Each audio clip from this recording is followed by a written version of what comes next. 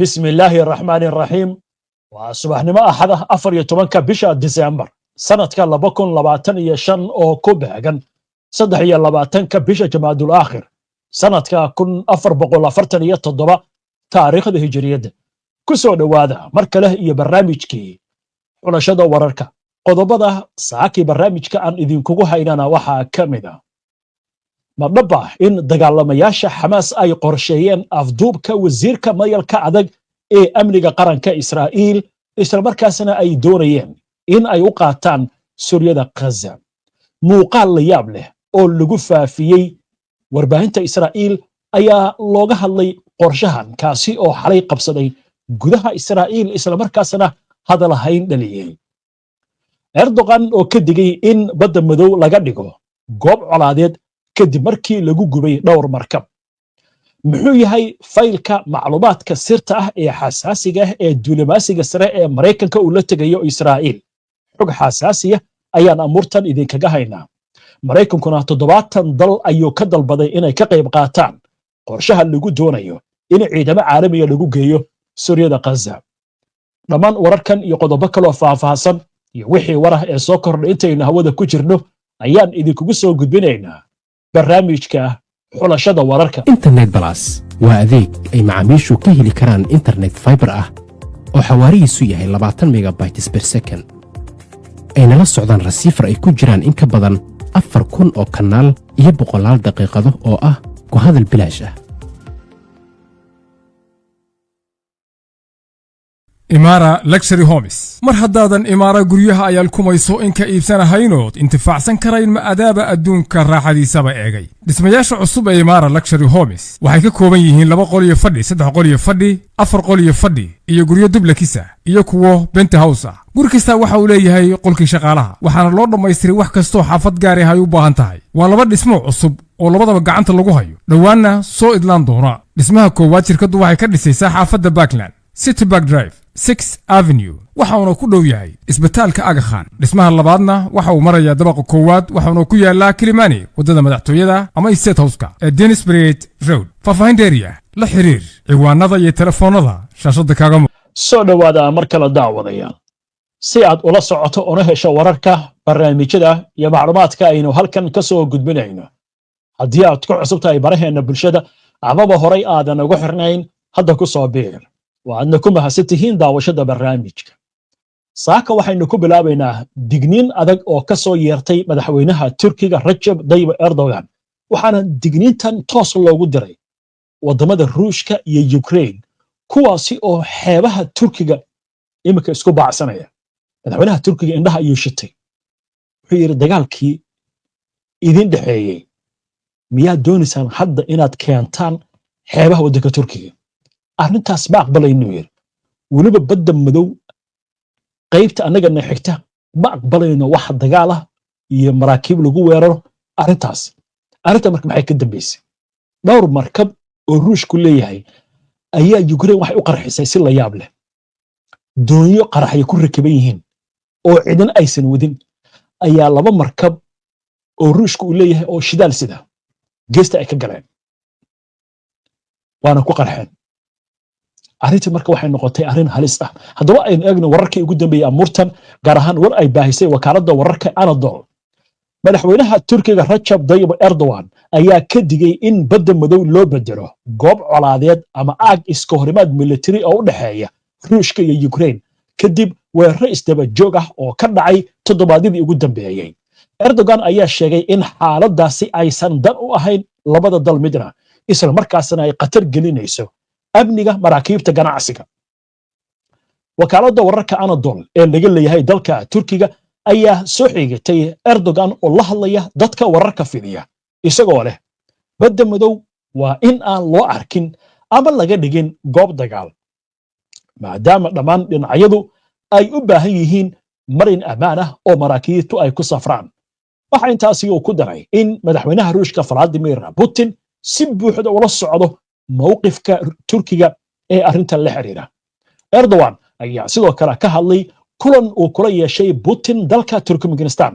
isagoo si gaar ah uga hadlay dagaalka Ukraine iyo dadaalada nabadeed waxaana rajo ka muujiyay in mustaqbalka dhow fursad uu u heli doonaan in qorshahan nabadda ay kala hadlaan madaxweynaha Mareykanka Donald Trump. intii uu socday kulanka, Erdogan ayaa ugu baaqay in la gaaro xabad joojin qayb ahaan si markaasi looga hortago weerarada lagu beegsanayo dekedaha iyo kaabayaasha tamarta ee labada dal. arrintan ayaa waxay imaanaysaa xilli duqayn xagga cirka Ruushku uu ka fuliyey deegaano kala duwan oo Ukraine ka mid ah. mid ka mid ah duqaymahaasi ayuu ku qaaday dekeda Odessa ee Ukraine, halkaasi oo waxyeello ay ka soo gaartay markab Turkishku uu leeyahay oo ku sugnaa dekedaas. weerarkaasi ayaa dhacay saacada kadib markii Erdogan arrintan si toos ah uu ugala hadlay Putin. toddobaadyadii u dambeeyay weerar dhowr ah ayaa sidoo kale lagu qaaday maraakiib shidaal sida oo Ruushku uu leeyahay, kuwaasi oo qaar ka mid ah lagu fuliyey diyaarado aan duuliye lahayn iyo doonyo ciidan ay sawadin, isla markaasina Ukraine ay sheegatay mas'uuliyadda weeraradaasi. weeraradan ayaa dhaleecayn xooggan kala kulmay Ankara oo safiirada Ruushka iyo Ukraine u yeertay si ay walaac uga muujiso arrintan. Turkiga ayaa gacanta ku haya marin biyoodka Bosphorus oo ah marin muhiim u ah dhoofinta qamadiga Ukraine iyo shidaalka Ruushka ee u gudba badda Mediterranean-ka. waxaana Ankara muddo dheer isku dayeysay in ay isu dheelitirto xiriirka ay la leedahay Moscow iyo Kiev tan iyo markii dagaalkan uu bilowday. haddaba waynu arki doonaa wixii ka soo kordha arrintan iyo in la qaato digniinta Turkiga ka soo yeeraysa. markaan xagga bariga dhexe aynu eegno, waxaa lagu wadaa in uu gaaro Israa'iil maalinta berri oo Isniinta ah. safiirka Turkiga ahna ergeyga Mareykanka ee dalka Turkiga, Thomas Bragg, ninkan waxaa la sheegayaa in uu wada fayl muhiim ah, weli waxa leeyahay waa fayl sir ah. haddaba aynu eegno warbixin amuurtan ku aadan warbaahinta Israa'iil iyo tan Carabta waxay ka qorayso. warbaahinta Israa'iil ayaynu ka hormaraynaayay waxaa la shaaciyey faahfaahin cusub oo ku saabsan booqashada la filayo ergeyga madaxweynaha Mareykanka Donald Trump waa ninka lagu magacaabo Thomas Bragg uu ku tagayo Isniinta beriya Israa'iil, halkaasi oo uu ku qaban doono wadahadallo siyaasadeed iyo kuwo amni oo sir ah, kuwaas oo qayb ka ah diyaar garowga u gudbidda wejiga labaad ee qorshaha Mareykanka ee lagu soo afjarayo dagaalka Mareykanka Gaza. ilo wareed laga helay dhanka Mareykanka ayaa u sheegay shabakadda wararka Walla ee Israa'iil laga leeyahay in Bragg oo ah safiirka Mareykanka ee Turkiga isla markaasna sidoo kale mas'uul ka ah faylka Suuriya, booqashadiisu ay ku soo aadayso xilli ay dardar galayaan doodaha ku saabsan waxa loo yaqaan maalinta xigta ee Gaza. arrintan ayaa imaanaysa iyadoo ay sii kordhayaan khilaafaadka u dhexeeya Washington iyo Tel Aviv ee la xiriira xawaaraha hirgelinta qorshaha Mareykanka. ereyga maalinta xigta waxaa loola jeedaa habraacyada siyaasadeed, amni iyo rayid ee la qorshaynayo marka uu dhammaado dagaalka Gaza, kuwaas oo ay ka mid yihiin maamulka Mareykanka Gaza, sugidda amniga, dib u dhiska iyo doorka ay yeelanayaan dhinacyada maxalliga ah iyo kuwa caalamiga ah. sida ay sheegeen ilo xogogaal ah, booqashada Bragg waxay ku soo beegmaysaa xilli uu jiro khilaaf labada dhinac ka dhex haloosan, taasi oo ka dhalatay dilkii shalay Israa'iil ay u geysatay hogaamiye sare oo ka tirsan ururka Xamaas Raid Saad, iyadoo horay Mareykanka aan loogu sheegin dilkaasi sida hadalka loo dhigay. tani waxay ku soo aaday sidoo kale cadaadis Mareykanka uu ku doonayo in lagu dardargeliyo wejiga labaad ee qorshaha, halka Israa'iil ay tilaabo kasta ku xirtay soo celinta meydka maxbuuska Israa'iiliga ah ee dhiman. militariga Israa'iil ayaa sheegay in Raid Saad lagu dilay duqayn xagga cirka oo ka dhacday galbeedka Gaza. bayaan ay soo saareen ciidanka iyo hay'adda sirdoonka Shin Bet ayaa lagu sheegay in ay khaarijiyeen Saad oo ahaa taliyaha waaxda wax soo saarka Xamaas, isla markaasna ka mid ahaa xubnihii abaabulay weerarkii 7 Oktoobar Israa'iil kala kulantay iska caabinta. haddaba arrintan ma noqon doontaa mid Mareykanku uu ku guuleysto? waxyaalaha la isku hayo kale waxaa ka mid ah ciidamada Turkiga inay ka mid noqdaan ciidamada la geynayo Gaza. marka laga tago warbaahinta Israa'iil, warbaahinta Carabta laakiin dhinac kale ka eegaysaa sheekadan. waxaa la leeyahay ninkan arrimaha Gaza wax badan shuqul kuma leh. arrimaha Gaza waxaa iska leh oo Mareykanka u qaabilsan wakiilka gaarka ee Mareykanka bariga dhexe Stephen Witkoff, wiilka sodonka uu yahay Trump ee Jared Kushner iyo Mark Waltz oo ah ergiga Mareykanka ee qaramada midoobay. laakiin Thomas Bragg inta badan wuxuu qaabilsan yahay Syria iyo Lebanon. waxa leeyahay marka arrintan waxay ku soo aadaysaa iyadoo Israa'iil ay qorsheynayso duulaan ballaaran oo ay ku qaado waddanka Lebanon. maxay tahay sababtu? bishan December dhamaadkeeda waxaa ku eg xilligii lagu talagalay Hezbollah in hubka laga dhigo ama ay dhigto. Israa'iil waxay taagan tahay haddii aysan dhicin in hubka Hezbollah ay dhigto annaga weerarayna. marka waxa leeyahay arrintan marayka qasaal laga hadlaya oo warbaahinta Israa'iil ay faafinayso waa jahawareerin, laakiin sheekada ugu muhiimsan waa arrinta Lebanon. maxaa yeelay ninkan weligiis arrimaha Gaza ma gelin. ninkan arrimaha Syria iyo Lebanon buu galaa. dhowr marna si cad buu wuxuu yiri haddii aan laga dhigin hubka Hezbollah markaas waxay noqonaysaa Israa'iil wax ay doonto inay samayso oo macnaheedu uu yahay inay weerar qaado. marka waynu arki doonaa arrimahaasi wixii ku soo kordha. waxaan u gudbaynaa muuqaal waxaa soo baxay ku aadan Xamaas oo qorshaysay inay afduubto wasiirka amniga qaranka Israa'iil Itamar Ben-Gvir. hadda waa ninka marayka Gaza in la burburiyo dadka laga barakiciyo doonaya. sidee wax u dhaceen? muuqaalka maxaa ku jira? sheekada la yaab leh arrintaas ku saabsan waa inoo soo socotaa iyo weliba Mareykanka oo 70 dal ka dalbanaya inay ka qayb qaataan qorshaha ciidamada caalamiga lagu geynayo marayka Gaza. laakiin waan isku soo laabanaynaa qadar haysiina. qari online waxa uu diyaar idin leeyahay barashada maadooyinka quraanka kariimka, higaada iyo asaasiyaadka diinta islaamka, iyadoo ardaygu uu helayo hal wiig oo tijaabo ah inta uusan arday si rasmi ah uga noqon xarunta. taasoo ah waxyaabaha ay gaarka la yihiin macallimiintu waa khuburo. macallinka ugu yarna waxa uu leeyahay 5 sano oo khibrada. waalidka ubadku u dhigtaan isagana free wuu ku baran karaa haddii uu u baahan yahay. iyaduna waa fursad kale oo waalidku uu ka helayo qari online. haddaba si aad uga faa'iidaysato casharada qari online, la xiriir ciwaanada iyo telefoonada shaashada kaaga muuqda.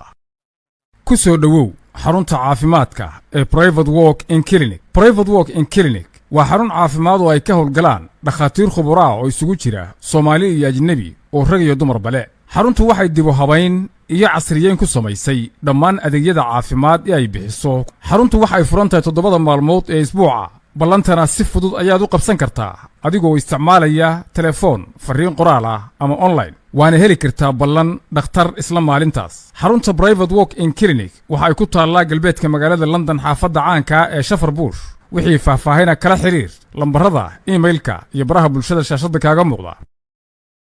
soo gudbinta barnaamijkan waxaa gacan ka geysatay shirkadda xawaaladda ee Safari Remit oo ah shirkad xawaaladeed oo fadhigeedu yahay dalka UK. si aad u hesho faahfaahin dheeraada una adeegsato adeegga Safari Remit, booqo website-ka shirkadda www.safariremit.com. soo dhawaada mar kale daawadayaal. si aad ula socoto una hesho wararka, barnaamijyada iyo macluumaadka HBN aynu soo gudbino. haddii aad ku cusub tahay ama horey aadan ugu xirnayn baraheena bulshada, hadda ku soo biir. waxaad la socotaan barnaamijkii xulashada wararka oo toos idinkaga imaanaya stuudiyaha iyaga koowaad. waayahay sheekadii afduubka isku dayga Ben-Gvir iyo sida wax u dhaceen way noo soo socotaa. laakiin arrimaha Gaza haddaynu u leexano haatan, waxaa la sheegayaa Mareykanku in 70 wadan uu ka dalbaday inay ka qayb qaataan qorshaha la doonayo in ciidamo lagu geeyo marayka Gaza. waaxda amuraha dibadda waddanka Mareykanka ayaa warqad waxaa la sheegayaa in ay u gudbisay ilaa iyo 70 dal kuwaasi oo laga dalbanayo inay ku biiriyaan askar ama dhaqaale ciidanka caalamiga ah ee la qorsheynayo in la geeyo marayka Gaza, sida ay qortay jariiradda Wall Street Journal. warbixintu waxay sheegaysaa in dalalka waaweyn ee Yurub sida Faransiiska iyo Talyaaniga lala xiriiray. sidoo kale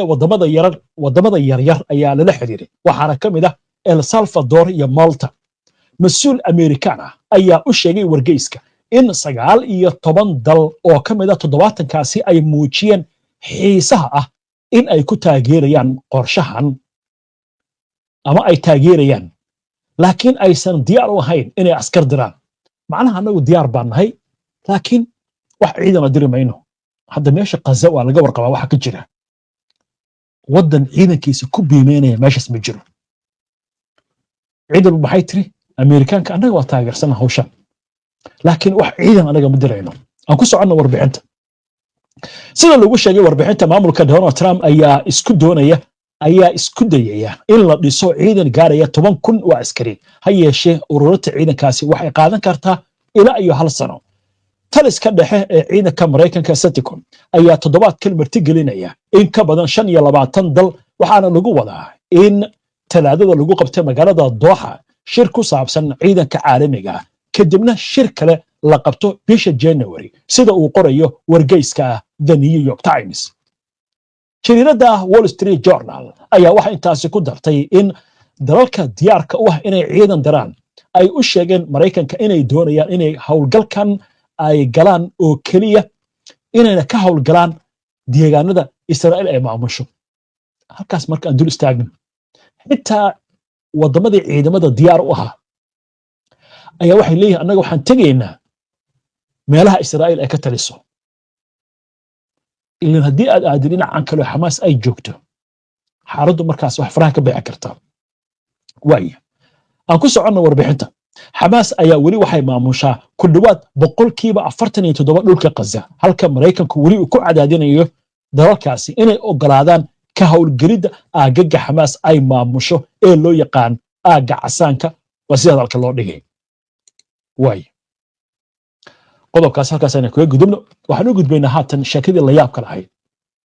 ninka Bangavir wasiirka magaalka adiga amniga qaranka ayaa waxa la leeyahay Xamaas waxay qorsheysay intay qabsato oo weliba qaadato inay geyso Mareykanka Gaza sheekadan xalay warbaahinta Israa'iil bay haysataa ilaa ya saaka sida wax dhacay marka aynu eegno wararka laga qoray arrintan warbaahinta Israa'iil ayaa fiidnimadii xalay waxay baahisay muuqaalo cusub oo ku saabsan ururka Xamaas oo diyaarinaya hawlgal gaar ah oo lagu doonayo in lagu afduubo wasiirka amniga qaranka Itamar Bangafir arrintan ayaa waxa la sheegay in Xamaas ay qorsheynaysay ka hor maalmo weerarkii 7 Oktoobar 2023 ee dhacay sida ku cad muuqaalka oo u baahiyay telefishinka kanaal 13